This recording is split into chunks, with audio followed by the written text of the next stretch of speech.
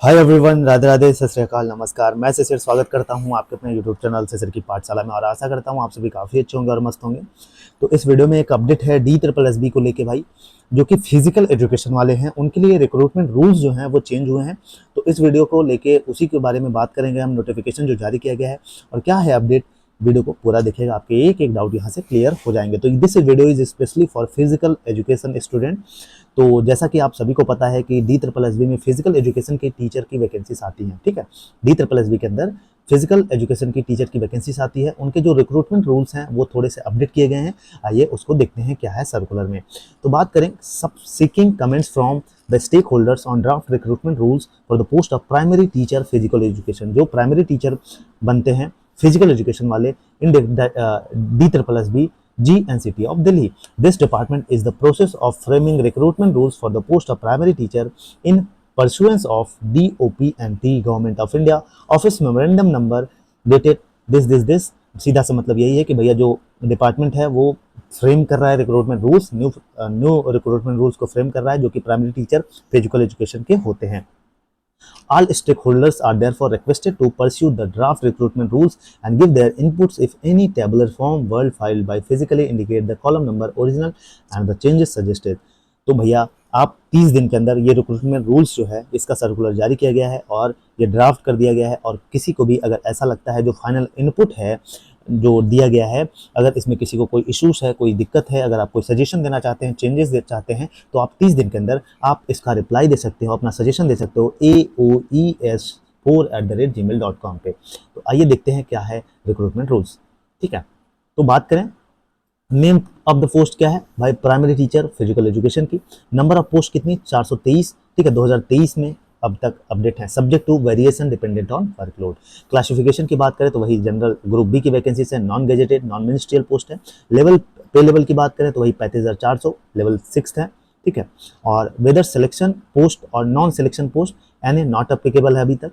Age limit for direct recruits, जो age limit की बात कर लेते हैं वो डायरेक्ट रिक्रूटीज के लिए क्या होने वाला है, तो 30 साल से ज़्यादा नहीं होना चाहिए, ठीक है। बाकी जो गवर्नमेंट सर्वेंट्स हैं उनके लिए 5 साल का रिलैक्सेशन है।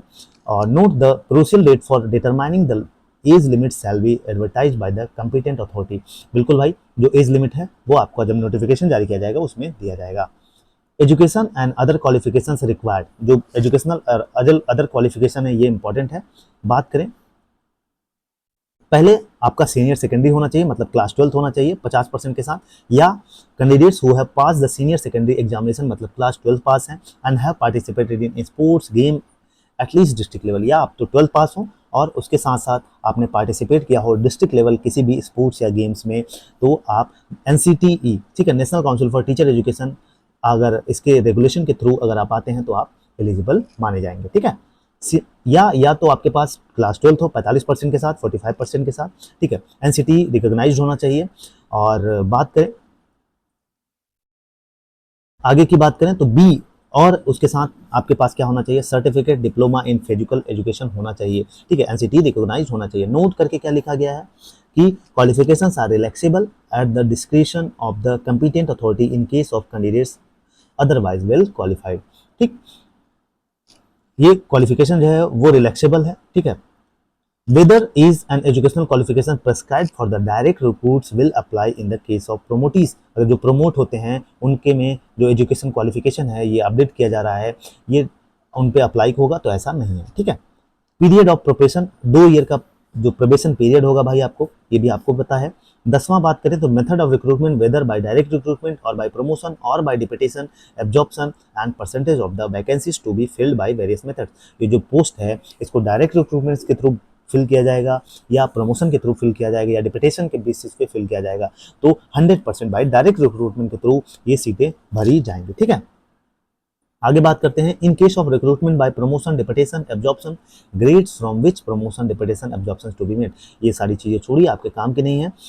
If a department promotion commits exist what is it composition. अगर डिपार्टमेंट का प्रमोशन होता है, कमेटी एग्जिस्ट है, तो उसका इसका कंपोजिशन क्या होगा। तो बात करें तो PR सेक्रेटरी होंगे, ये सारी चीज़ें आपके मतलब की नहीं है, ठीक है। कौन कौन इसमें रहेगा। और 13वां की बात कर लेते हैं circumstances in which union and a public service commission to take. ये सारी चीज़ें आपके काम की नहीं है। तो काम की थी आपकी एजुकेशन क्वालिफिकेशन और आपका जो एज है, क्राइटेरिया है, बाकी सारी चीज़ें हैं, ठीक है। बाकी आई होप सो कि आपको समझ में आ गया होगा, और बाकी कोई चीज़ें लगता है कि आपको सजेशन देना चाहिए, कोई चेंजेस चाहते हैं, तो आप इस मेल पर, दिए गए मेल पर आप मेल कर सकते हो। किस पे? aoest4@gmail.com पे। बाकी ऑल द बेस्ट। चैनल पर नया है तो चैनल को लाइक से सब्सक्राइब कर लीजिएगा। टीचिंग से रिलेटेड कोई भी न्यूज इन्फॉर्मेशन सबसे पहले आपको इस चैनल पर मिलेगी। जय हिंद, जय भारत।